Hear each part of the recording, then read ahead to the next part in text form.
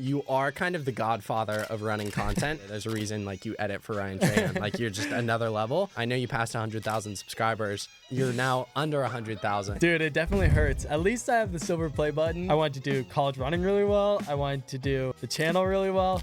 And then I had to do school. What do you think about like, dropping out? Like I was asking about dropping out. What was the GPA once you dropped out? Like maybe like 1.8. Well, I think we've raised like over $2 million for Feeding America, which was awesome. Like, dang, me doing this results in like 10 million people being happy in the morning. The rarest Nike gear you've ever seen, like Drake and Travis Scott and Virgil were all there. And like, oh crap, I might have like worn the wrong fit or something. Basically, I monetized my channel in college secretly.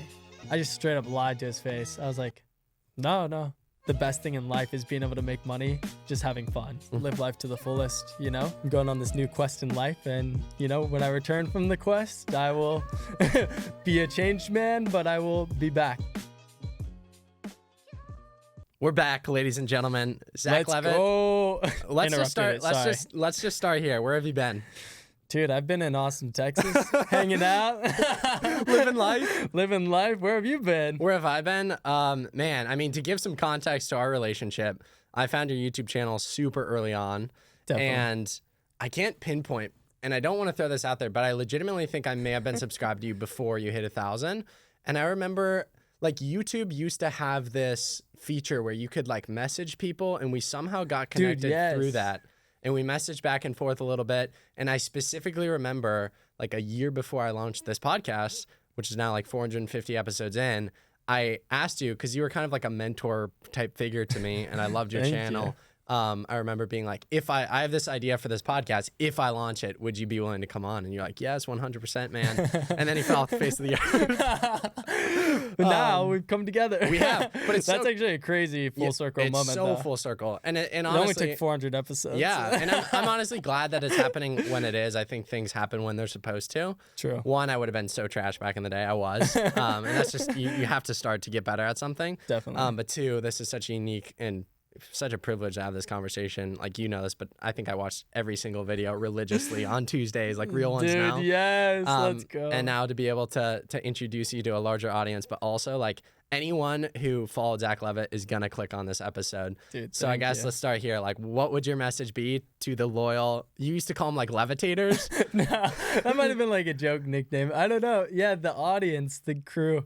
Dude, People missed you, man. I know. It's actually sad because sometimes I look at like my last posted videos and I see the comments like, yo, did he die? And I'm like, oh man, that's tough. Like tough on the soul. I was like, oof. But yeah, I mean, honestly, it is like so awesome that you were like such an OG fan, and it's so cool to see what you've built since then. And it's like awesome to see just like what fans have ended up becoming, like people that I had like been in contact with and like seeing where their trajectory has taken them. It's like so fun to see where life takes people. Totally. You know, like it's so cool that your podcast is now like killing it and you're 400 episodes in. Like that's insane. Like that's a crazy feat. But yeah, I mean, I just would always thank my audience for like always riding with me. Yeah. You know? To that point, you are kind of the godfather of running content.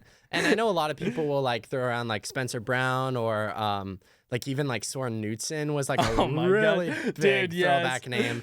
That people would know, but I think you were the one guy, and no diss to those people, but you were the one guy that actually made like high quality cinematic running content, and we're just like a genius at storytelling, and we can get into this later. There's a reason like you edit for Ryan Trahan, like you're just another level. How does it feel knowing that things like this and also other things that I probably don't even know about were in part started because of you? Like, I don't know if I would have been as invested in running or even as invested specifically in the storytelling side of running if it wasn't from the inspiration of your videos. So despite leaving, what's that reflection process like of like, oh, wow, I'm on a podcast that low key I kind of helped to create in a weird way? Dude, that's an honor to hear, honestly. Like, it's really cool because, I mean, you like never know per se your impact maybe, but it's really cool to just see that people have like expanded the running community, because I remember when I started, I just realized there was such like a hole. I was like, dude, it's crazy. I literally can't find anything about like how to get faster, like what to do. Like there's no like really good content and like kind of just enjoyable like entertainment versions of content. Like sure, there's like 7 stretches to do before you run, but like I'm not trying to watch that before my meet, you know? Like I wanted to watch something before I like went out and raced, some motivation to be like, oh dang, like I want to show up and like be like that guy. Right. And yeah, and that's like kind of what motivated me to start. And it's kind of cool to see that like more people are trying to fill that niche, especially with like NIL deals and stuff like that, and being able to like make content about running. Yes. And like it's inspiring to me to see other people do it. And it's like, wow, that's like really cool, because I feel like the sport needs that. And like that's something that like really drives the sport forward. Like even just thinking about like the Netflix shows about like cycling or about tennis or about F1 and like how they've propelled the sport. Like it's amazing to just see what entertainment content can do for a sport. And like I just feel like running always needed that, because like so many like pro athletes would make like lower incomes compared to like other sports, you know, like they're not making $20 million contracts like in basketball or football. And I was like, it's kind of because the fans just don't ride for their people, but also because when we're training, we're always like in secret, you know, like I feel like everybody's like in the cave doing their work. And I'm like, yo, you guys need to like share it a little bit, because it's fun for other people to like seek inspiration from it, but then also maybe be able to mimic it a little bit and, you know, like implement it into their own training and become better. And so it's like a multifaceted, like proliferating like impact that it has that just like increases the sport as a whole in terms of its value, in terms of how everybody makes money, everything. And it's like so awesome. And so it's just cool to see it growing, you know, and I love seeing it grow. Yeah. We're going to get in, I think, in this conversation, at least fill out some of why you got on YouTube and the journey of that. But I kind of want to start from present day and move backwards. A question in regards to the YouTube piece. I don't follow running content on YouTube as religiously as I did when you were on it, but it seems like there's such a gap. It seems like no one's filled the void that you left. Why do you think that is? And I mean, I think I know what it is. You're just like very special in this space, but is it a little surprising that like you haven't heard of like a Zach Levet 2.0? There's really no one like you. Dang, thank you so much. Dang, gassing me up. Let's just turn the next hour into like gassing Zach up, build up his self-esteem. No, but I mean, I feel like there isn't necessarily as much content. Like even Tin Man, I feel like doesn't post in the same way they once did. And like a bunch of different people, like Spencer Brown's coming back at it. You know, my friend Tyler Spears is making more like entertainment versions of running videos. But I kind of agree, like there's not that many people documenting it on YouTube. And there are more on like Instagram. Like I feel like more people are like going crazy on Instagram. Even just like yesterday, I saw Grant Fisher post something, and Drew Hunter like commented back like, "What are you thinking about?" And he was like, "Mike Tyson." It was just like funny like banter, and I was like, "Dang!" Like finally they're like showing their personality. Right. But I don't know what it is. Like I think that potentially just nobody like has the drive. I don't know. Like I just was really motivated to make the videos. I don't know why nobody's filled the space, but. You know, Spencer's still doing his thing. Emma's still doing her thing. Everybody's kind of just chugging along. But maybe, you know, I mean, Nick Simmons, he did a lot, but it was a lot of like entertainment focus. And that's what I was going to say. I think a lot of these people, it's so entertainment focused. It's so click-based focused. And what made you was you were unabashedly authentic about your experiences and what you were going through. And you created pieces of content that were... I don't know Spencer, so I feel like I can say this without sounding like I'm a hater. Like your level of content is just way higher than anyone else in the space. Dude, thank you so much. Wouldn't you say? Like I know, like just in terms of your quality was another level where people felt like they were watching a Casey Neistat video, but it was just running. Yeah, I like to take a lot of inspiration from Casey back in the day. Like it was really like he didn't really care about the algorithm or what Mr. Beast was doing. And it was kind of awesome to be able to like be like, yeah, kind of screw that. Like, let me just make like a cool video. Doesn't need a crazy intro. Like, I'm just going to do this. And then it was awesome to have like a loyal fan base that would watch every video. And it like was super motivating because it was like, I can just put out like something I think is awesome. It'll get like 20K views, 30K views. And it was like fun to like not have to gamify it to try and get 1 million views or something like that. And like, you know, of course at times I wanted like millions and millions of views, but like looking back now, I am like, really grateful. I'm like grateful for that core audience because it's sometimes like more valuable to give to like those 20K than like an entertainment video to 1 million. Right. Like maybe not monetarily, but in terms of like impact and like making I just them feel feel like a certain type of way. Yeah, so many people have been like, dang, like I like ran a lot because of your videos, or like I like, you know, just like it felt like it actually had a big impact as opposed to like just entertaining people, and that's like valuable internally. When you hear that, or even you hear me share about the podcast and how a big piece of it was the inspiration that you gave back in the day, does it make you sad at all present day thinking about what you could have continued to do in this space? I mean, I think as kind of you said earlier, like everything happens for a reason, and the timing of things happen for a reason. And yeah, I think that it would be interesting to see where it's at, but I'm like super happy with where life has taken me and the opportunities I've had. So like I'm really grateful for where I am right now. I mean, of course it always would be fun to just like pursue it and like see where it would go, but I can't change what I have now. Like, well, I'm so grateful for my life now, so it's like hard to be like, oh, I wish I did that. Right. Right. Right. As someone who like religiously followed your account, your YouTube, I really want to hear about the side of you that was unfulfilled throughout the years of YouTube. And I want you to add space to this, and maybe this is just a crazy bold assumption that's not true. As an outsider, it clearly felt like there were times where you wanted to put your foot in other sectors and other avenues, but most people followed you for that running aspect and that running piece. And every time you try to create something new, it was like, why aren't you creating running content, yada, yada, yada. And it felt like a lot of times your heart wasn't in the running content. Was that like, what was that process in reality like, especially towards the back half of your YouTube, where it seemed like you wanted to expand the channel and you even created like a vlog channel and all of that? Yeah. But it seemed like this core group of people was like, no, like come back to just the running stuff. But it seemed like you weren't fulfilled with just the running stuff. Yeah, I think it's like this, like kind of the idea that like when something's like super successful, you like don't want to do it. Like when you know it's going to be good, like it's sometimes hard to do. At least for me, that's true. But like, I just think about like artists when they just like change their style or, like completely mix it up, even though like what they've done is so successful. And like what I've learned over the past few years is like, if something's working really well, you should just do it on repeat. Like you should hammer it home and until it doesn't work. But yeah, I think for me, it was like a lot of just moments where I was like, dang, I know this works, but like I want it to be bigger. And I don't even know if I knew why I wanted it to be bigger. Like, I think maybe it was like, oh, I want to make more money from it, or I want to, do different things with the channel.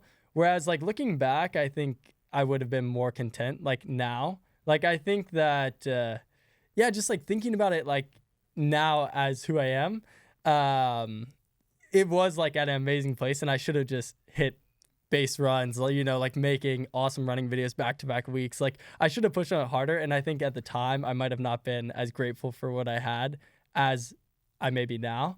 And like I just really am thankful for the channel and what it was. And I think that like now the space has evolved so much. Like if I was me then with the knowledge I have now, that was kind of complicated, but basically I think I would have just like built it out and built better like long-term brand partnerships and like really built it out to be like a machine, like just like built it in a way that I could like really make consistent, really great content and just deliver to the core fan base, because like over time that will grow, and over time, it will become something awesome. And it was something awesome. Yeah, and, 100%. Maybe it still is. Yeah. Just, it's like resting. Right, It's right. taking a nap. We'll get to that soon. I want to read this quote for you and get your take and thoughts on it. The quote is, social media influencers often find it fun and exciting at first, but then their entire lives become commercializing their identity on a personality marketplace. For most, but not all, professional influencing ends with emptiness and misery. It's a very like glim quote, but I think how I perceive that is people create these versions of themselves online, and then their followers are obsessed with that version of them. And then when that version of them starts to be interested in other things, they pull them back. It kind of goes to my question a minute ago. Yeah. No, I can see how that would happen to people. And I think that like kind of comes from the race of like trying to like get more and like grow the audience. And like, I think it then it can become like kind of like sad. Yeah. Like, especially when you're like just making it to like get more views and get more money and get more followers. It's like kind of sad. But if you look at it from the perspective of like I think there's a different frame of mind than like maybe that quote is coming from. But like if you look at like, think about all the value you're creating for that person. Like if you just think about like even 20K views, like that's like a stadium of people that are all like impacted in a positive way. Like especially if it's really valuable content that you think like is having an impact on people, and like maybe you're getting that feedback from your audience or from, people in person, then that's like meaningful in itself. And it's like, I think that almost comes down to like what you want at the end of the day. And like, I think it's really awesome, like, especially like a medium like this with podcast, it's like kind of awesome because you can have like valuable conversations and like actually spend time with people and hopefully impact their lives in a positive way, Right. which is awesome. And like, you can walk away knowing like, dang, at the end of the day, like I made meaningful content that hopefully had a long-term impact on somebody. How often do you go back and watch videos? And if so, are there a few that you're really proud of? Dude, I don't watch them too often. I've watched them a few times over the years, and like it's always like, dang, that's really crazy to like watch my life at that point. And it like is special whenever I watch them. It's like it's very nostalgic. I'm like, dang, that's crazy. My life was there and I'm here, and it's like just really interesting to like be able to look back on your life because you do forget so much over time. So it's like awesome and a little sad. Yeah, what are the emotions? Fill that out a little bit more. When you were watching your old self, or even just what you created, or reading through some of the comments, like from back in the day, what are the emotions you feel? Yeah, I think that is kind of what brought me gratitude for my videos, and like for the core fan base is just like watching it back, being like, dang, they're not optimized. They're not, made to succeed, but so many people watched them and enjoyed them. And it just showed like how much people care and like how much people just genuinely enjoyed it, instead of like, oh, they were hooked by these retention metrics or like these retention hacks maybe. And it's like just so awesome to be able to like see how like joyful people were watching it and like see how much people enjoyed them. And it like makes me sad because I'm like, dang, like all these people were left like high and dry and like no goodbye. But maybe someday there will be a return. So it's not like I'm saying goodbye forever, or I was saying goodbye forever. It was just like I'm going on this new quest in life, and when I return from the quest, I will be a changed man, but I will be back. Yeah, so many people make the I'm leaving YouTube videos, and normally it's like clickbait and they don't actually leave. Do you regret never making one of those when you actually left YouTube? No, I'm glad I didn't, because I didn't ever want it to be like, oh, this is the end, because the channel's still alive, and even though it's dormant, it's still alive. Like there's still like parts of me that are like, oh, this would be like awesome to return to at some point, and like in a more developed way, and like have it be more built out. And yeah, it's like kind of exciting that it's like always just there, but it is sad as it like slowly trickles down in subscribers. I was gonna ask you about that. I said to you like in a voice note, I want to keep this conversation really real and honest, and if we're going to spend an hour with each other, like let's make it as real and honest and the best product we possibly can for the listener. And I want this episode to be like a piece of cake to someone who followed your channel. Yeah. Because it really shows what you've been up to, your mindset on the channel, Definitely. over the, all of that. Anyways, one of the questions that was in my head was, I know you passed 100,000 subscribers. You're now under 100,000. What's the thought process there? Does that hurt at all? Dude, it definitely hurts. At least I have the silver play button, which is awesome. YouTube's going to come to your door and confiscate it. No, it's really funny because I was thinking with my friends, and we were like making up this short that was going to be like, Ryan was going to come in like a YouTube outfit and steal my silver play button. It was going to be this like elaborate short to like get people to subscribe again. But I never ended up making it. But like, it was like, I built this elaborate plan to get back over, because I was like, it is kind of sad that it's now just like trickling down into 98K. I'll be at 97K in a couple months. We're trickling down like maybe 100 subs a month going down. So it's kind of like sad to watch. Like every year I'll be down 1,000 or so. Why do you think that is? Why do you think people intentionally go in? I think people are genuinely. It might be like accounts getting deleted. And actually, that's probably what it is. Just slowly over time. Yeah, but I think people are genuinely sad you left. Dude. They miss you. Dude, yeah, that is sad. That's a sad thought. Yeah, well, I mean, again, it is probably true. People haven't filled the space, and like people hate what they can't have. Yeah, true. And I think people found solace, maybe for lack of a better word, in the consistency of the Tuesday upload. Yeah. Like you made people feel belonging within the running world in a way in which they hadn't, because you got on YouTube at a really interesting inflection point where Instagram and TikTok really weren't things. Dude, yeah, short form was like was vertical non-existent. content was like like I remember when shorts came out and I was like, who would ever upload a vertical video?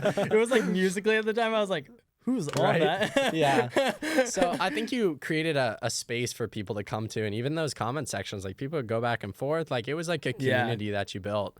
Dude, I think people miss that. Maybe this whole podcast is just gonna be like subtle digs for you to get back on the platform. Where's your heart at right now with running? I actually feel like my heart is at like the best point. I think also back in the day, like I worked so hard to succeed in the marathon at that one moment, and then I was just so tired post marathon, and like I don't think I gave myself the okay to like ride bikes or like do a try or something like that, which would have been so good for the mind, because I was like kind of burnt out after like training relentlessly to be able to run like a really fast marathon. And so then once I was over, I was kind of like burnt out and like, oh, I have to make a running video when I'm like super tired. But I think even like transitioning into try would have been like a good option at the time. But I'd say like now my heart is definitely like at its peak for fitness. Like I'm just like really motivated to get as fit as possible and like win Kona half Ironman. Dang. That's my goal. Really? It's ambitious. Yeah. I it's like, I always like say it and people like think it's a joke, but I like genuinely in my heart, I'm like, I would be so sad if I got second, but like it would be okay if I got Kona's second. legit, right? Well, for the half, it's more chill. Like for the full, it's like the world championship, but for the half, it's like give it its flowers. How fun impressive would it be if I trained my entire life? Could I win it? Maybe. Come on, give yourself some flowers. I think it would be. How impressive would it be hard. if you won? Equated to a marathon time. See, it's hard because the course is hard. Okay. So it's more of like a competition, like more of like I'd be proud because I beat all the people that came out to this. But I think people go very hard. Like some very talented people show up, and maybe even like 40-year-old talented people. If you won. I would think of myself as a baller. I'd be so like, is there go. any desire in your heart to document this and make this your return to YouTube? It would be awesome to make like a movie out of it.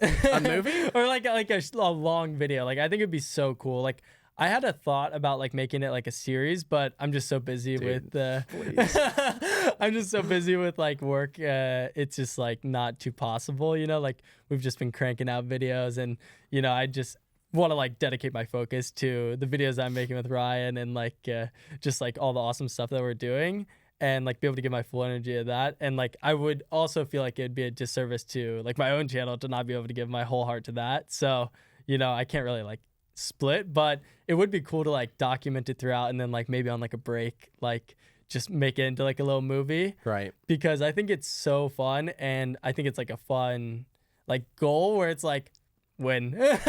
Like I don't know who'll show up that day. Maybe like some pro triathletes will show up and I'll really have to like race for my life. But I mean, I'm trying to train as much as I can with the time that I have. And when is it? It's like 200 days away.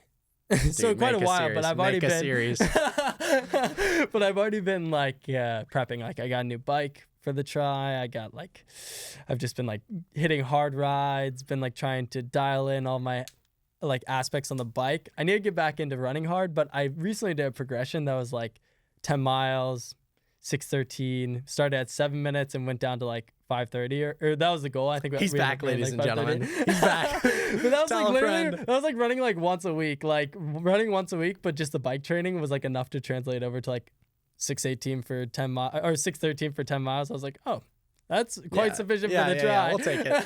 We'll take it. How much of your I'll just say lack of desire to get back on YouTube consistently stems from the fulfillment you're feeling from your work with Ryan? Yeah, I think a lot of it is just like the fulfillment I'm getting with the work with Ryan, as well as just like being super inundated. Like it's like super fulfilling to do the work that I'm doing, but also like we work really hard, and like making our videos even like on a once every 2 week basis like takes like a lot of effort, you know, like it's like an all-in effort from all of us, and like, you know, making that video the best I possibly can is like my focus, and like I give everything to that. So yeah, it's mostly just time and then like passion, because like at the end of the day, when I squeeze like all my passion out into like our videos, like with Ryan, it then I'm like, oh, I'm like pretty dry, you know, and I want to be able to recharge for our next video, and like making a video of my own would be pretty like exhausting as well. Yeah. So it'd be like on my few days where I'm like taking a little bit of a break, it's like tough to be like, oh, I need to make another video. Right. Because the last thing I want to do is like edit and like make a video. But then like when I come back into the edit after like days off, it's like, oh, I'm ready to grind. Like I'm ready to hit this. Like let's make this amazing. So it's like such a valuable break. And as much as I would love to make a running video in that time, it's just like there's just not enough passion in the human body. Yeah. I squeeze it all out. Yeah. For you, take us through the relationship progression of you and Ryan. When was the first time you guys started talking? Because most people who know you probably like from the YouTube running space probably knew Ryan first or found Ryan through you. When was the first point you guys started talking, and chronicle your relationship to present day where now you do work with him? Dude, yeah, it actually is quite a long story, but I'll make it short. Basically, like when I was in college, I started doing the college running videos, of course, and like I kind of like was wondering about the space. I was like, I had questions, you know, I was like, I wonder about all this stuff. And I ended up like hitting up Ryan in the DMs. And at that point he had moved from like running videos to like, you know, more entertainment based videos. And I was like, what do you think about like dropping out? Like I was asking him about dropping out because I was like, I knew he dropped out and like, I was just like not super fulfilled by college. And he just gave me like really valuable advice on like dropping out and like telling me like go where my heart is and, you know, all this stuff. And it ended up becoming true that I dropped out. And then I didn't really talk to him for like years, I would say. And then he was doing some series. It was called like Odd One Out, where like one person was not who they said they were.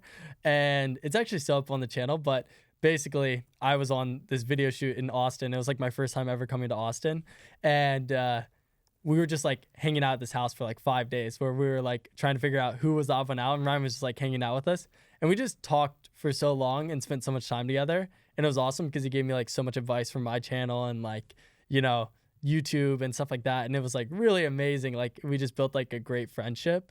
And then after that, you know, just some time went by. I was in LA and like Ryan ended up needing an editor. And I was like, oh, you know, I'd be interested. And I didn't even know what it entailed. And like he had just like watched some of my videos and we had like built that friendship. And he was like, do you want to like try to test edit this video? And so I like test edited this video. He was like, oh, it's fire. Let's go. And I moved to Texas like 2 weeks later. Wow. And it was like a really quick. Yeah. And then the rest is history, just like working side by side, like with our friend Preston as well. Like, and just the three of us like going crazy for so many years, like the Penny series, many videos. And it like how many years ago all was around that? The world. Your first video?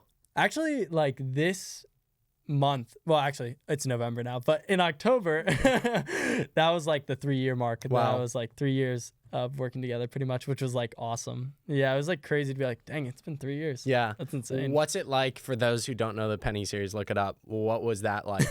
Like take me through the other lens of it. Yeah, I mean the Penny series was like a 30-day journey, posting every day, traveling across the entire country. Ryan was trying to like survive off a penny for 30 days. And like, he literally just like slept in a hammock and like slept in airports and literally like did everything he could to cross America and give a penny to Mr. Beast with only using a penny. And I was in a van with our producer and our friend Preston. And we were just like, I was editing, he was driving me. I was getting the footage from Ryan, editing, posting.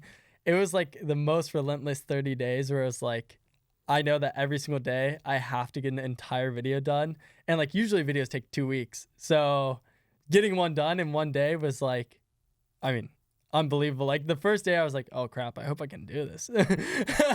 Like, I don't know if I can even do this for one day. Hopefully I can do it for 30. And then it was like the craziest grind for 30 days where like in my memory, it just goes by in a flash, but it was like a really hard 30 days. Like I remember afterwards, I was just like, I just laid on my couch and like drank beers for like 5 days. I was like, I just need to like relax. But I had like dreams of like, dreams of like not finishing the edit and being like, oh crap, like it's time to post, but I don't have the video. Like nightmares. But it was like a nightmare, yeah. Wow. But we never missed the posting time, always hit it on time. And like, it was like incredible. I think we've raised like over $2 million for Feeding America, which was awesome. And incredible. Like, I think the series has gotten like over 300 million views in total or something like that. Like an insane amount of impact, which was like crazy for just 30 days of sacrifice. Like raised so much money and like really changed so many like lives, I guess. Yeah, you mentioned the 2 million raised. You also mentioned the 300 million views. As someone who was a part of a 3-man team, basically, what does it feel like to know that you were a part of such big impact? Yeah, I mean, that was amazing. I mean, I think that was like the drive every morning is like we had this like motto and like have this motto of like redemptive work, which is like kind of this idea of like just like creating restoration for like the viewers, like just giving them like a gift. And I think that was like a big part of the mindset where I was like, dang, every day like I wake up and this is like super hard. Like I'm gonna edit for like 16 hours straight. But at the end of the day, like 10 million people are gonna see this video. And like it's become a part of their daily routine. It's like become something that like is outside of us even. And like it was just awesome to know that like, dang, me doing this results in like 10 million people being happy in the morning. Like that's such a cool way to look at it. Okay, I can suffer for a day for 10 million people to be happy. Like that's a pretty good trade-off, you know? And at the end of the day, like it was just like so phenomenal to look back on. And like even when like we're out filming or like, you know, I'm just out with Ryan, like a lot of people come up to Ryan and are like, dang, like the Penny series, you're the Penny guy, like all this stuff. And it's like so crazy because that was like 2 years ago, but yet it like still is so vivid in people's mind because it was like such a big part of their like routine at the time, you know? It's like it was their summer. Full month of the summer. Yeah, like it's a 12th of the year. Like it's pretty big. Yeah. Like they consumed like 8 hours of content. Like that's a lot of time. It's a lot of Ryan Trahan for you. Yeah. How many text messages and calls and emails did you have unresponded by the end of the 30 days? Dude, an infinite supply. Like, really? Yeah, I mean, I'm already bad at like texting and stuff like that, but like it was just like not really an option to use the phone. It was like, if somebody texted me, it was like, I've got like 8 hours of footage to go through, so I've got like way bigger priorities. No, like no offense to anybody, but it was like, well, if this video is gonna go out, either I get less sleep or I don't respond. So I was like, well, solution is just get it done. But you know, I tried to text like my family and stuff like that and like update people, but it was tough because I was like really trying to like use every second of the day. And like by the time I was done, it was like, I'm going to bed. Like shower wasn't even like always a consideration. It was like, well, most of the time we were in the van. So like I went days without a shower. Like I went quite a while. It was pretty nasty. Like wore very few outfits. It was actually gross, but like it was all to get it done. Work has to get done. Dude, exactly. Like one man suffering, 10 million people happy. Like that's a good deal. Like nobody can smell me. I was like, I feel bad for Preston, but he'll survive. Yeah. He'll survive. Redemptive work, as you said. Yeah. If you could go back to those running YouTube days, would you change anything? And if so, what? I think like just maybe my mindset. Like I think I had a great mindset and like What was your mindset? Like I think it was just like make an awesome video and like train super hard for the marathon and like I just, you know, I think post marathon I would have like maybe just been more consistent on the channel and just like, you know, realize like how amazing it was and like maybe tried to like, you know, do some more like try type training or something to like just mix it up and like take a little bit of a break from like full on running because I still think that like try training is like adjacent and like mentally it's like super interesting. At least to me, I love bikes and I just love technology. So like bikes are like running but with a bunch of gear. Yeah. So it's like extra fun. And so I think that like, you know, I think I would have just been more passionate about like posting every week and just been more grateful maybe for like all the people that showed up. And so, yeah, I think if I had to do it again, I would just post more. Do you feel like you lost the fire towards the end? And if so, what would you attribute that losing the fire to? I think I like lost the fire and then like regained it and then started working with Ryan. Like it was kind of like this moment of like, oh, like I'm in LA, like there's so many things happening. I was like young. I mean, I'm still young, but you know, I'm about to turn 25 like in like a week. It's pretty sad. Wow. But yeah, at the time it was like I was like 21 or something and it was like there's so much happening in LA that I was just like so taken by all the amazing like cool things that were happening and I was just trying to like do a bunch of things like running multiple businesses that were like all doing their own thing in their own right, but it was just taking too much energy from the channel, which like should have been the main focus. And I remember I like designed this app basically, and it was like a social media. I just designed it in this day. Like I don't know why. I just randomly one day committed to like designing this idea I had. And I was like, oh, this is sick. And I showed it to this guy upstairs, like my neighbor lived above, and I went to her apartment and her friend was over and he had like a tech startup. And I like showed him the app and he was like, dang, that's actually pretty cool. And then he was like, what do you do? And I was like, oh, I like make YouTube videos. He was like, what are you doing this for? And then he like gave me some advice and he like told me this long story. And basically the moral was like, you have to slow down to speed up. And I was like, I don't really know what that means necessarily, but I kind of interpreted it at the time as like, sometimes I need to like slow down on all these like random ideas and like just focus on what really is valuable, which is like the channel, to then like accelerate in just the channel, you know? It's kind of like just, you know, cutting out all the distractions to be able to like make one thing really good. Like people say you can't like make two things really good. Right. But I agree with that sentiment. Like it's hard to do two things really well. It's super hard to do three things really well. But like one thing you can do really, really well. Like even in college, I kind of realized that with the channel. And that's kind of why I dropped out, because it was like, I wanted to do college running really well. I wanted to do the channel really well. And then I had to do school. And so it was like, these are like three big commitments, and I'm kind of like doing the running channel really well and the running really well, but school is really taking a hit. So I was like, I can do two things pretty well, but like what happens if I could go 100% on the running channel, you know? And so what was the GPA once you dropped out? Bad. What like was it? Like maybe like 1.8. Out of a 4.0? Yeah. Fist bump there. You did something cool while I kid. remember like one time, like I had a triple, like there's three of us in like one dorm, and dude, I remember one day like my alarm went off and I was like, I'm gonna go back to bed. I went back to bed and then I realized, I was like, I have an exam right now. And it was like 45 minutes into the exam. It was like some geology exam. And I just like pull up 45 minutes late and like take the test in like 20 minutes. I'm just like, shh. And I like turn it in. I was like, yeah, I should probably drop out of college. Wow. Well, it was just like that moment where I'm like, oh, I really didn't even care enough to like even know to pull up to this exam. And then also I did not study at all or like write any papers or anything. Like, was that due to extreme passion with YouTube at that point? Yeah, that and school was like super boring. Like I feel like I worked super hard in high school to like make it into college. Shout out like, Deep Brown. Yeah, let's go. Dude, yeah, worked really hard in high school, like took a bunch of AP classes, like tried to like push it super hard. And then by the time we made it to college, I was like, man, I'm tired. I was like, I don't really want to do school that much longer. And also I was like, learning about geology, probably not gonna be super applicable in my life. I'm not trying to become a geologist. Yeah. Like I didn't take any classes that were like relevant to what I wanted to do in life. So I was like, And I just never saw a future. Like I never even envisioned graduating from college. Like that was never an idea I had in my mind, which is super random. Like fascinating. I never was like, oh, I'm gonna graduate college. Why do you think that is? Probably because what was your vision? What did you think you were gonna do? I thought I was gonna like drop out and like become Mark Zuckerberg or something. Really? No, the cool Zuck now. The Zuckathon Zuck. Yeah. That's who I want to become. Yeah. No, I'm just kidding. You need the curly hair, start taking Taekwondo. That, like, Steve Honestly, Jobs Mark influence. Zuckerberg has had one of the biggest glow ups I think in history. Wouldn't you agree? Literally the other day I was like, I texted my girlfriend, I was like, dude, Zuck is so cool. Yeah. Like, how is he so cool now? Yeah. He went from like nerdy dude to like so swag. Yeah. Like he made that song recently. Oh, I didn't see that. Oh my gosh, he made his wife like a song with like some other famous rapper. I forgot who it was, but it's like their favorite song, and like he just made his own version. I was like, dude, that's so cool, and it's like on Spotify. I was like, that is so cool. Yeah, it's like hilarious. Dang, dude, that and like. Is he paying you to say this on the podcast? No. I wish.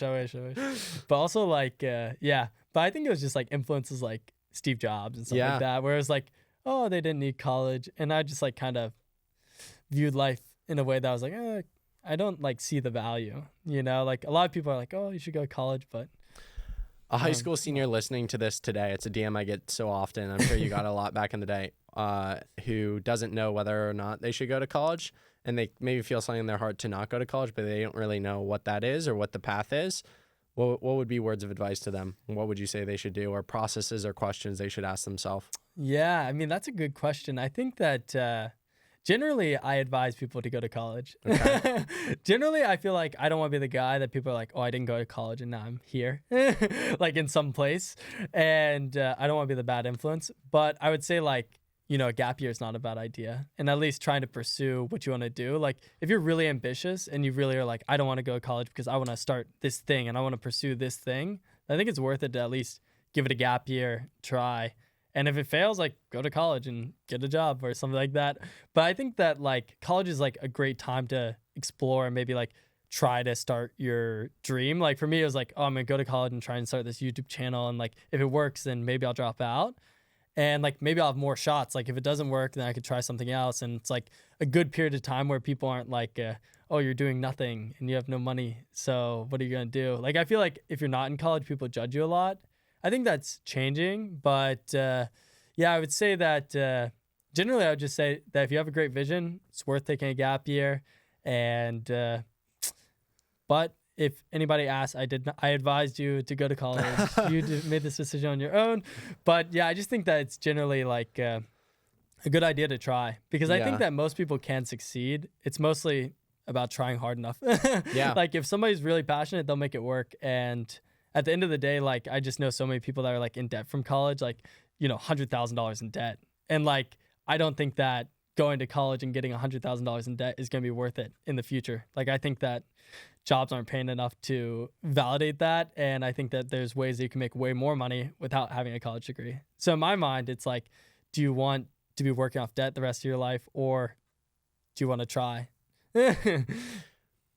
For you, I'm losing my train of thought here. We can edit this out. So many directions I want to go, or maybe we'll just keep that in, keep it raw and real.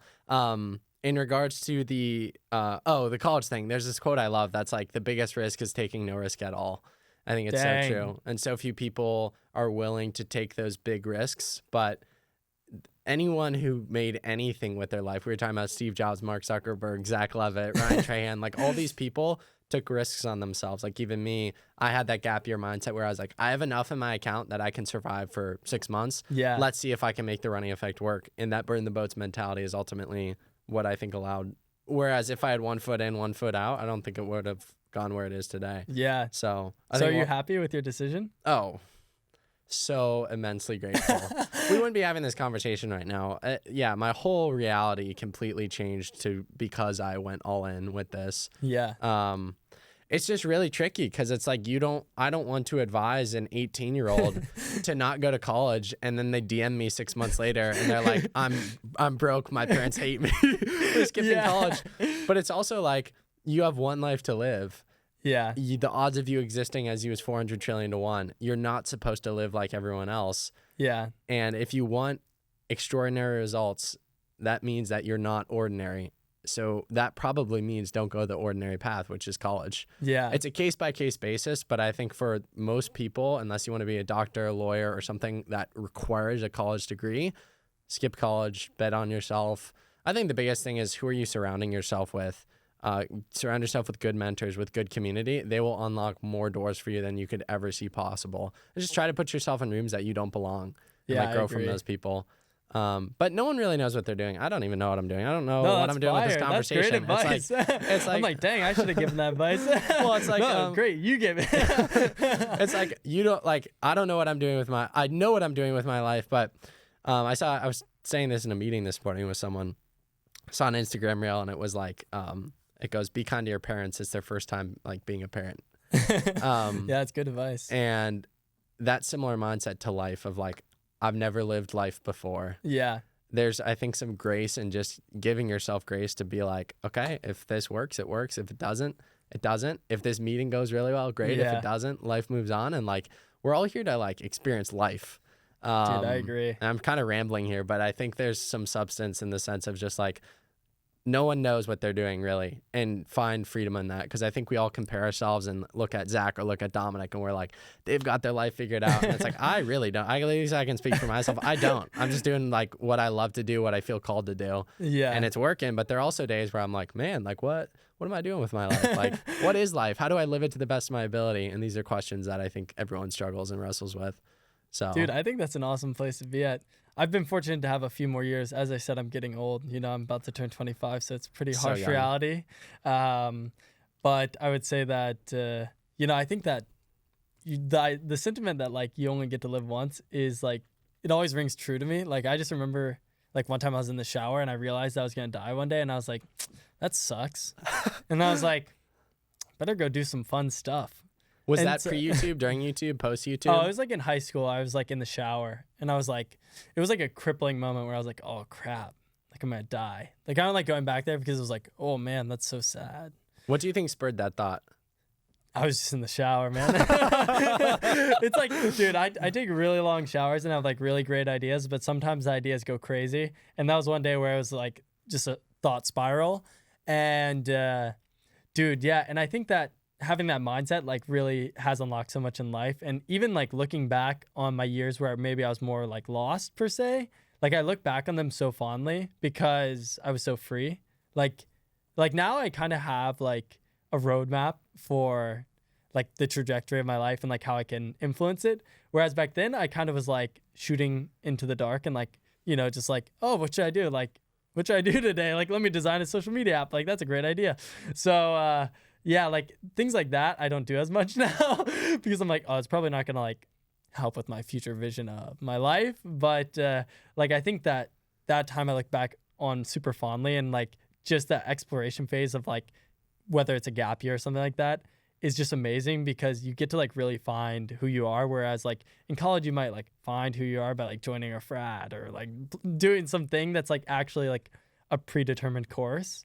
And I just think that like working a corporate job, there's no shame in it. Like I think that I know a lot of people that work corporate jobs and are really happy, but I just am somebody that like would feel really trapped. And like me personally, as a human, I'm like somebody that's like super like resistant to that in my own life, and like I just get so scared by that idea. So I think You that's want kind more of out of why your I life. became who I am. Yeah. Like that's why I never dreamed of like graduating college because I was like, I can't like work in an office. Like I just know myself well enough to be like, I would fail. Like Yeah. I would fail like I did in college. Like I feel like I would do horrible. So I was like, I need to do something that like plays to my strengths. Yeah. A quote off of this that I love: don't follow what most people do because you don't want the results that most people get. The average person is obese, likely to be divorced, and has less than $1,000 in the bank. It feels safe to do what everyone else is doing, but it's actually a terrible decision. True.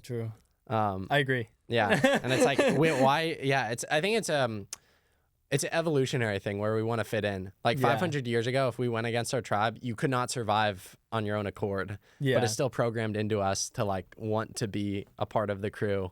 Yeah. And so yeah, by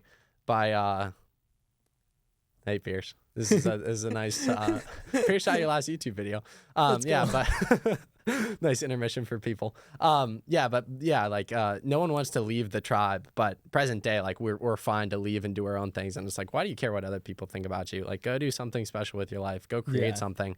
I'd be willing to bet that if you truly cared about what other people thought of you, you wouldn't have started the YouTube channel. Yeah. No, I remember like I heard a Mr. Beast quote once, and it was something like people think you're like crazy until you Yes. do it or something like that. I Yes. think Mr. Beast might have taken that quote, but like I agree. Like people think you're like ideas like wild. You're like, oh, I'm gonna just go live in a van and start a YouTube channel.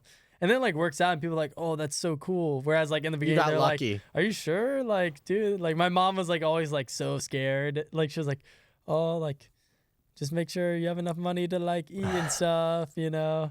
And I was like, okay. But my dad always was like super, like he was like, oh yeah, you've got it. You know, he like, I mean, my mom Traveled all believed the in me, races but with you? I know Yeah. he goes to all the races. Like he didn't come to Kona last year, but he's coming Okay. this year. Heck yeah. Heck yeah. I'm going to make sure of it. Yeah. I even offered to get him everything. And he was like, it's too long of a trip. Come on. But yeah, what I would say is that, yeah, people will think you're crazy until you do it. Yeah. Like even just starting a podcast is so rare. Like people say like you have to be in the top 1% to like make a living at it or whatever. But until you do it, like Yeah, until you give yourself the chance to be a part of the top 1%, you won't know. now you've done it. Yeah. Speaking about Pierce here, so he shot your final YouTube video. I'm gonna make him so uncomfortable here as he's taking photos. Did you know when you posted that video that it would be your last YouTube video? No, I didn't know, but I could tell like my time was running thin in terms of like physical time in my day. So I was like, I don't know how much more time I'll have to like edit these. But then I think like I got more and more into like the editing and like, you know, I think in the beginning, especially with working with tongue twister, but especially in the beginning with working with Ryan, it was like I was I had a skill gap, like, and knowledge gap, where it was like I really had to work super hard to like get up to speed. And it took me a long time to get like fully up to speed, because going from making like my own videos where I kind of do whatever, and like, I'd be done when I was done instead of like done when, Ryan thinks it's done. It was like different for me, and I had to learn so much. And like Ryan taught me so much about YouTube and, editing and stuff like that. And like he advanced my editing so much, but that time of like learning and getting up to speed was like a really like grind season of life, where it was like I really need to like figure this out and become really, really good. And so it just took like hundreds and hundreds and hundreds of hours of editing, like not even to mention that like I switched over from Final Cut to Premiere, so there were like a lot of changes, but they were like super valuable for like forming me into the editor that I am now, like being able to like take the video from 0 to 100 basically, with like some input from Ryan, voiceover from Ryan, stuff like that. But like we like worked together on the video to finish it. And I think like in the beginning it was like I would try and go as far as I could, and then like Ryan would finish it. And yeah, like, and I think I'm really fortunate to now be able to like work at it in like a more of like a partner approach. It's like I'm in charge of getting it, like he's in charge of filming the best video in the world, and then I'm in charge of editing it as amazingly as possible, freeing up his time to do whatever else he needs to do, film another video. Like everything takes so much time, so being able to like be 100% responsible for that part has been like amazing. And then like, yeah, to circle back, that's how I knew my time was running thin. Yeah. Now like taking on more responsibility, learning more, just bossing up. Heck yeah. Detail for me the progression of your YouTube channel, in the sense of what were the key moments throughout the years that gave you like the wow moment, whether it was 1,000 subscribers, Hoka commenting on that like OG Clifton video, the deal with Hoka. When you think back to your time on YouTube, what are some of those core memories and moments? Dude, I feel like I had this like mantra that like something awesome happens like once a month. Well, it's not even too much of a mantra, but I just had this belief something awesome happens every month. And so like every month I feel like I hit some milestone, or like somebody hit me up that was like so amazing. But yeah, I mean, in the beginning it was like hitting 1,000 subs was like crazy, being able to like work with like even the running experience in the beginning, it was like so cool. Like I made a video for their channel, and to me that was awesome. I remember that. Yeah. Like OG video. I was like, I don't think I've heard that name since you made that video. I know. Their channel was like huge, and I was like, oh, that's so cool, and then I think that over time, like the biggest ones that stand out are really like being able to like work with Nike, and like them sponsoring or like giving me a bunch of stuff and flying me out to the Chicago Marathon was like a profound memory. And then like even just like small sponsorships along the way, like even just working with like Audible was awesome, because I like love their product. Like I just love Audible. So like being able to work with brands I loved, and I think that, it was awesome like when like Hoka would comment, or like big brands would comment, but also the Hoka or like the Hoka deal, as you said, like that was also a really monumental moment, I guess, in the career. And, I really like look back on those times as like so special, because it's so cool to like think that I had the opportunity to like work with these like massive brands. And I remember like one time Nike flew me out to New York for like their forum, which is like their fashion show for the year. And I remember like I didn't even know what it was. Like me and Emma Abrams. Was that when Travis Scott pulled up? Dude, yes. Like it was like the craziest memory, because like I was like 20 maybe at the time, and we were like, it was just like Emma and I, we were in this like $500 a night hotel with like a Michelin star restaurant inside it or something. Like it was like a crazy hotel, and I was like, dang, like I've never been at a hotel this nice at the time. And then like they're like, oh yeah, we're gonna do all these events. And it was like so awesome. And then we had like the forum, and we went to it, and I was just wearing like jeans and like a Nike shirt, and like I show up and all these people are wearing like the craziest Nike gear, like the rarest Nike gear you've ever seen, like $5,000 rare Nike shoes, like all this stuff. And I was like, oh crap, I might have like worn the wrong fit or something. And then like we go in, and it's like the Olympic gear unveiling, like fashion show, like New York Fashion Week type thing. And like Drake and Travis Scott and Virgil were all there, and like all like Tom Sachs was there, like all these insane like designers. And it was like me and Emma, and we were like, what are we doing? What are we doing here? We're like, and like I just remember being like, wow, that's like a crazy moment that somehow my channel gave me the opportunity to like be in the same room as like Drake. Like that's crazy, and Virgil, like all these people that are like actually like A-list, like insane celebrities, but somehow like this small thing that like I thought of as like, oh, I just have this like channel, you know, like was that meaningful to Nike for them to be like, oh, you're on the same playing field effectively, which was like an awesome moment. Like that was like the craziest moment probably. I was like mind blown. One thing I'm interested to ask you about is the creator economy has grown so much since you left YouTube and your individual channel. There's probably so much more money within brands and partnerships. Do you ever think back to how much more you could have made? Dude, yeah, I'm sure it could have made a killing. Like even just hearing like brand deals from friends and stuff, like people are getting insane rates, like especially compared to like back in the day, you know, like, you know, you'd get like a couple K here, a couple K there, and it was like awesome. But like now people are getting like huge deals, and I just think of like all the like long-term partnerships that like could have been like really awesome. But I'm just like really grateful for where I am right now. So like I don't really think about it ever, but like generally I'm like, oh dang, it's actually awesome just to see like how much other people like can make, and like it's cool to see that it's becoming more and more of like a viable career. Like I think that somebody with like 50K subs can make a livable wage, like insane. Like you can make a crazy salary, like way above like any corporate job with just like 50K subs. Like not even to mention like past that. Like I think that at any range, like I know people that have like a couple K subs that just have really good like affiliate partners. Like they just made like a few videos that like get, you know, a few K views a month, but they convert to sales really highly, and they're making like 5K a month with like 1,000 subs. It's like actually crazy. Like I have a friend that like is just an affiliate god, I guess. Yeah, crushing it. Like he didn't even mean to, but like he's just a beast with them. Like, dude, that's crazy. What brand deal were you most excited about if you had to choose one? I think that working with Nike, I never got paid by them, but I was like most excited about that. Working with Hoka was also like equal tier, but I actually got paid by them. But I think that yeah, if I had to redo that now, I'd probably like redesign the contract to like not have to make like certain videos. But you know, I really love Hoka, and I really love their product, and they make awesome stuff. So it was like awesome to finally like work with this brand that, you know, I'd always like been a huge fan of. And you know, I always wish that like I could like do even crazier for them. Like that's not even a saying, but like I wish I could have gone harder for them. But yeah. Living in a van, I think I would do this conversation an injustice if we didn't talk about that. Share that with the people, that process, and like what was the behind the scenes, and larger than the van. So weird to say that. What were the moments behind the camera that you feel like most people don't know about? Yeah, I mean, the van was an incredible era. Basically, I lived in a van for like a year and traveled all across the country, trained in Boulder, lived in LA, lived in San Francisco. You know, just lived all throughout the country, visited a bunch of friends in college.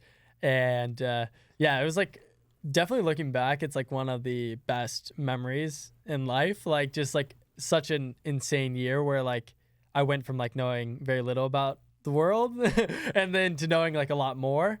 And it was like such a phenomenal period of growth for myself. Just like, you know, running my own finances and just like actually having responsibility to like, you know, live.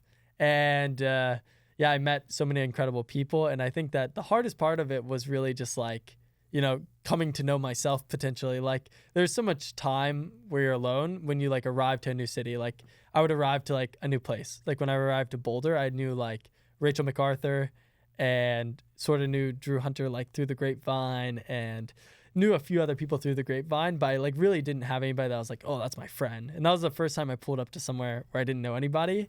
And I was like, dang, how do you make friends? And that's like a wild thing to think about. But when you're like an adult, it's not like the same, because like you're not like going to school with everybody. You're not, it's like you have to intentionally seek out community, dude, if you want it. 100%.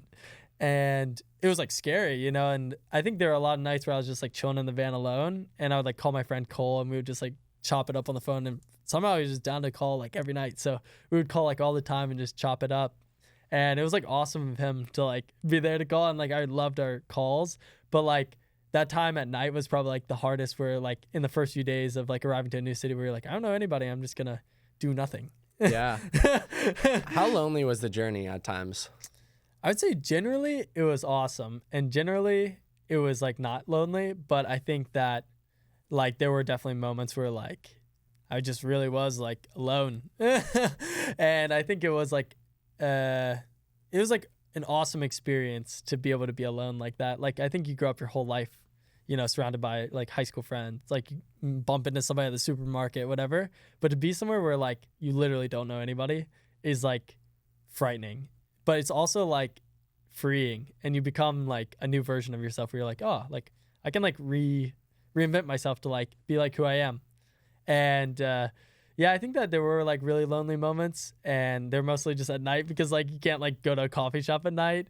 And I mean, I wasn't like 21, so I couldn't like go to a bar and like hang out and meet people there. So it was just like a like very, oh, what should I do? I'm in this small van in somebody's neighborhood. Yeah, I don't know. Like those moments, I feel like get erased from memory a little bit more than like the awesome moments. But Sure. I feel like as I like grew into a city like Boulder, like it started to become where like I had a routine, and I would run into my friends, and like I would hang out with people, and like I was like doing a lot of stuff. And so it was always like exciting because I was always like, oh, like I have this run and I get to hang out with these people and that and that. And it was like so free because like I also just had my house with me wherever I went. So like if I went over to a friend's house and I was like, oh, can I just sleep in your front yard tonight? So it was like kind of awesome because now I could just like sleep there, wake up, go, have some more fun. So it became like, it went from like kind of scary and like unknown to like super fun by the time I left, and always like sad to leave a new place. But usually in that place, I'd meet somebody that would lead me to the next place. Like I met my friend Baxter in Boulder, which led me to San Francisco, and I ended up staying with him for a few like weeks before the marathon. So it was like this beautiful web of like people that I would meet along the way that I would then reconnect with somewhere else, and it was like so awesome. Is there a moment or things that happen behind the scenes that no one would know about listening to this episode that you could share about? Like what? Anything behind the scenes of the channel, like things that happened, or obviously there are things that people don't know about, but like significant things that you feel like would give an interesting insight into behind the scenes of the channel. I don't know. Or moments, were there moments where you almost quit before? No, I don't think I ever really thought about quitting. Like I think I was always like super into the channel and like into making videos, and it was always like super fun.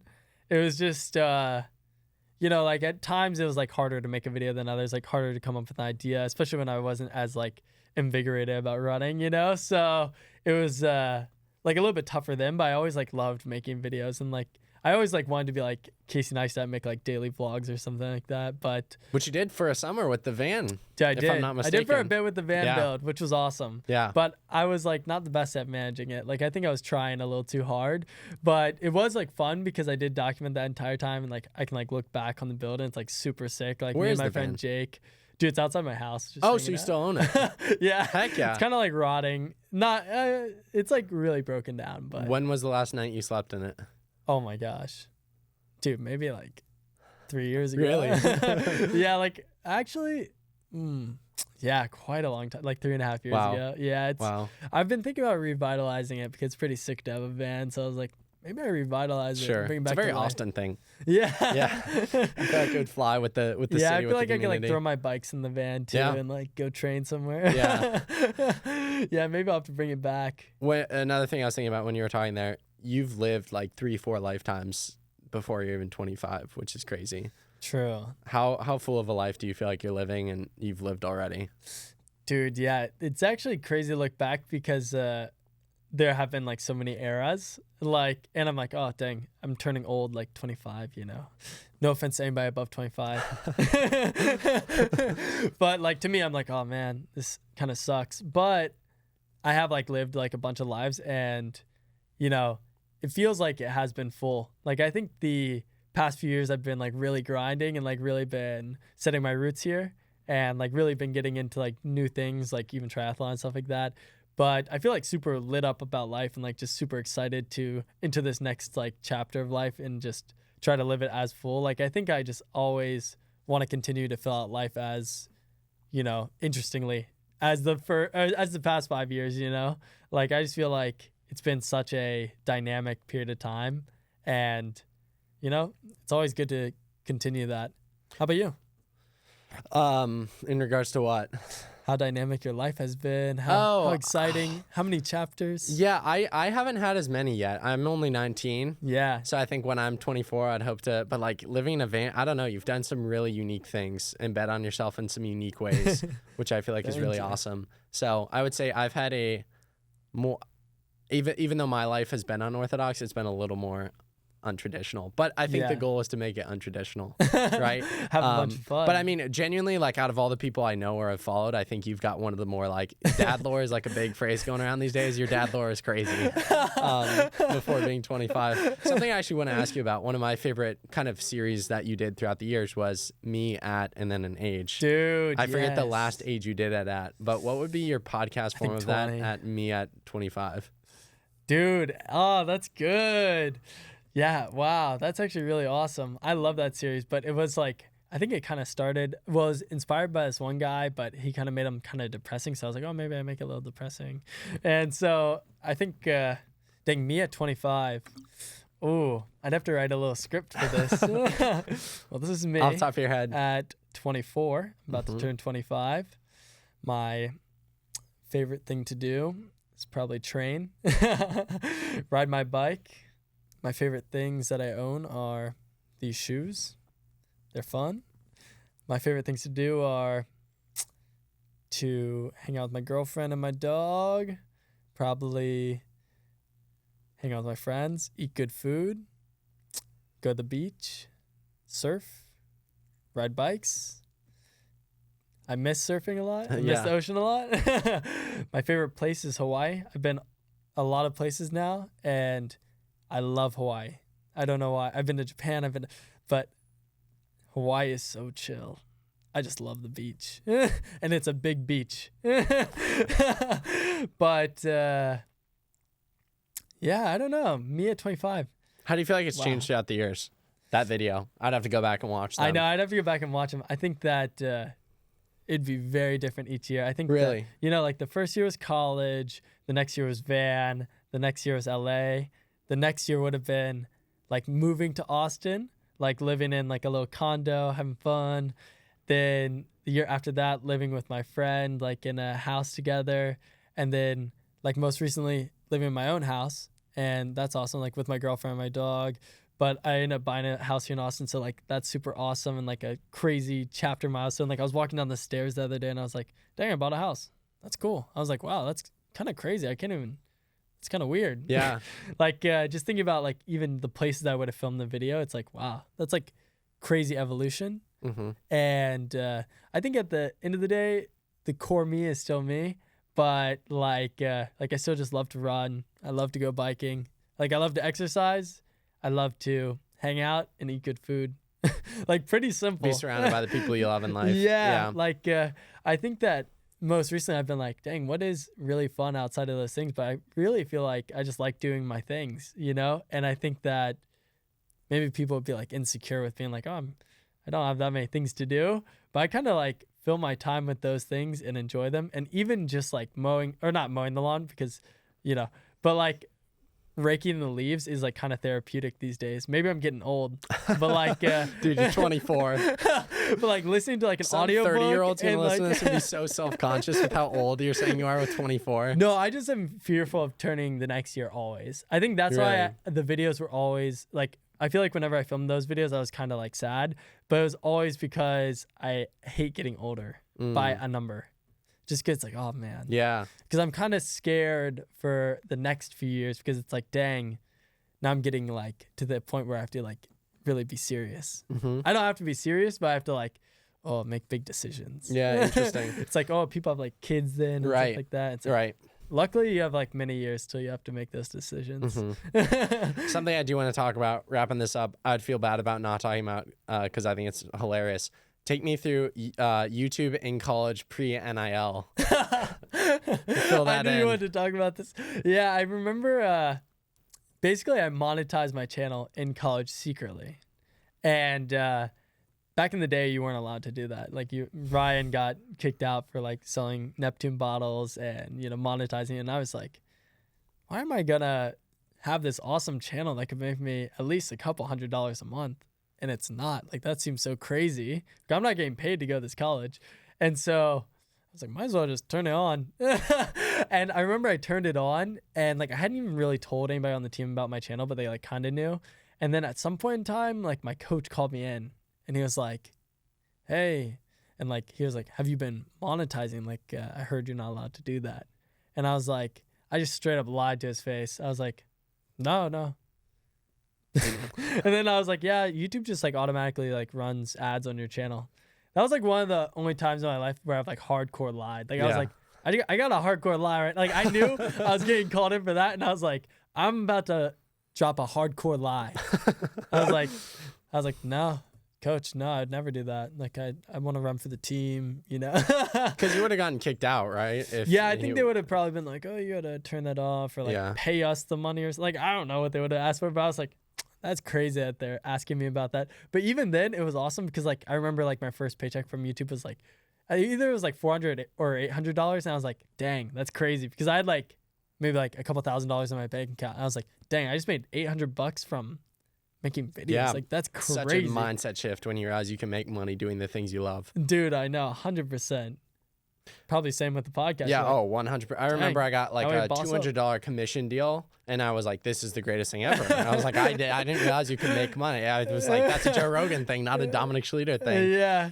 You're wearing a Colin and Samir hat. This is a very Colin and Samir question. You do not have to reply to this if you don't want to. What was the biggest month ever on YouTube for you? On my channel? Yeah. Yeah. I don't know. Like, I think that AdSense was maybe like 4K. Maybe that was the biggest month. I don't even know. AdSense was never like too strong, and then like probably like a month like that, and then probably like a collaboration like when I signed the Hoka deal and got paid out from that. But that I might have to keep confidential just because I don't know if they would like that. But like usually the brand deals are like a couple K, so maybe I did like a couple brand deals in a month, maybe made like 8K a month at the best. But some months were like 2K. Yeah. You know, some months would be like 2K. Some and you months loved it. Like, and so it didn't really matter. Yeah. Like some months would be like 2K. Some months would be like 20K. And it was just like, well, as long as I'm not losing money over the course of the year, that's a dub. As long as I have money for food so I can tell my mom. Yeah. So, I mean, it was awesome back in the day. I was like, dang, that's awesome. Wrapping up this conversation here, for those who either want to go back to the channel because they miss it, or they're new to you and they hear this conversation, they're like, gonna start binging your videos. Which is your favorite video from the years? Where would you, like, if you have one, which video is your baby? I think that I love them all. And the only one that, like, I think was, like, maybe really good. Well, I think that they're all fun. And I think that, like, the 219 series would just be so fun to watch if you're, like, super into training. Because it was just, like, a series of trying to run 219 in the marathon. I think it was called the 219 Project. 219 Project. Yeah. I was like, wait, is that right? Yeah, I think the first video was like probably announcing it, and then you did like 8x800, then you did 6x mile. Yeah. I remember the awesome like LUTs on the track in Boulder. Like it was so beautiful, like just the most beautiful track with like the mountains in the background. Oh, yeah, those were like great times. Yeah, I needed like Pierce back then to film them. Yeah. What do you want your legacy to be? For those listening, like what legacy do you feel like you left through your platform? Well, I hope it continues to grow. Mm-hmm. I hope my legacy continues, you know? I think that I just hope that I motivate people to do more and, you know, try and push the platform and try and push running YouTube as a whole and like try and push, you know, the sport as a whole, because I just love seeing, coming back to the start of the podcast, really, like I just love seeing running grow and the sport grow, because it's like so awesome to see my friends and other people be able to like make a living off of like this awesome thing that we can enjoy that's like just a hobby. Like I think that the best thing in life is being able to make money just having fun. Mm-hmm. And like if you can do that, which may happen if you like make YouTube videos or, you know, do podcasts, it's like a great opportunity to just have fun, talk to amazing people, and then be able to make a living. And that's like the perfect balance of life. So good. I'm trying to think anything final here to wrap up. What would be real quickly, when can we expect you back on the platform? Will a comeback happen? And if so, roughly when? Comeback will happen someday. Okay. Not sure when, but at some point in time where I have the ability and freedom and the creative juice ready, it's gonna happen. You'll be back. Maybe a Kona doc would be sick. Yeah. Maybe I just need to capture a little bit here and there, get a little break, make a little movie. Heck yeah. So here for it. Final question for you. Final serious question for those that have listened to this conversation. What will be the final takeaway message that you want to leave with people? Ooh, that's a good one.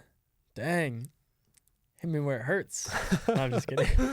They take out the AirPods. Where do you want them to go? What do you want them thinking coming off of this one? I think that the biggest thing that maybe I would hope to inspire somebody to do is just live life to the fullest, you know? Just have fun, make things that you're like really proud of, and also just pursue your dreams. I think they're like all so cliche, but I think that truly many people forget to do it and they just live and they forget. And in reality, like, you only have one life and it's time to have fun. Yeah, go do something epic with it. Yeah. Final question for you. That question I ask every guest on every single podcast. Ooh. And those who've watched the YouTube channel over the years know you were a cook. Got creative in the van at times. If Gordon Ramsay came over to your house for dinner, what would you choose to make for him? The new crib, what you making for Mr. Dude, that's Ramsay? crazy. I almost met Gordon Ramsay like 2 weeks ago. Really? But I decided to not go. That's a crazy flex. I was literally... I could have met Gordon, but nah, he wasn't cool enough. They were all going, and then I was like, I kind of have to get this thing done. And I was like, what would I talk to Gordon to? I don't know. Yeah. But he actually does try, and I forgot about that. So I should have like talked to him. Yeah. It sucks. So you make him redemption dinner. He's like, you skipped meeting me. What are you making him? Redemption dinner. I'm making him a gourmet Zach Levet hot dog or the world famous. It would be up in the air. What does that consist of? Is like a rare sandwich that I make. Typically, it's on a baguette, and then I put down some mozzarella, and then I put down some balsamic glaze, and then a little bit of truffle mayo, and then a little bit of arugula, and then some tomatoes, and then it's fire. Everything. All the good things. Well, Zach, really appreciate you. Man, so full circle doing this, but such a privilege and honor to be one of the first guys to speak to you since you went into hiding. And I said this at the beginning of the episode. Yeah, exactly. I said this at the beginning of the episode, but truly, like, you were such an inspiration back in the day and continue to be so. And like going back and watching those videos makes me feel some kind of way. And I remember I had them at such a critical core point in my life, and you were really the guy that got me kickstarted in terms of realizing that you could have a career in this sport in terms of like storytelling. Like, you didn't have to be an Olympian to make money while covering running. So this is a product of you and what you did back in the day. And it was such a privilege to sit down and have a conversation and chop it up. So excited to see this comeback happen and keep crushing it in all the ways you are. Go in Kona, man. Dang. Thank you so much, Dominic. Yeah, what an thank honor. you, man. Yeah, what an honor. Appreciate you. Boom.